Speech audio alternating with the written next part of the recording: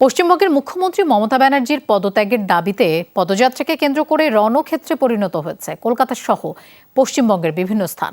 নবান্ন অভিযানের নামে মুখ্যমন্ত্রীর কার্যালয় ঘেরাওয়ের এই কর্মসূচির ডাক দেয় বিজেপি।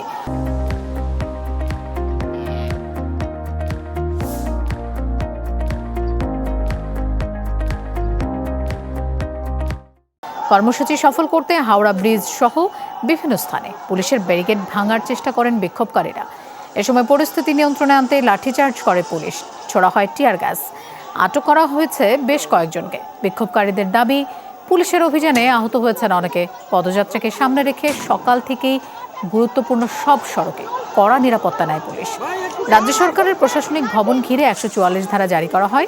আরজিকর হাসপাতালে নারী চিকিৎসককে ধর্ষণ ও হত্যার প্রতিবাদে বেশ কিছুদিন ধরেই উত্তাল পশ্চিমবঙ্গ। রাজ্যের বিরোধী দলগুলোর অভিযোগ, নারীদের নিরাপত্তা দিতে ব্যর্থ হয়েছেন মমতা। এর পাশাপাশি প্রশাসনের বিরুদ্ধে গাফিলতির অভিযোগও আনা হয়েছে।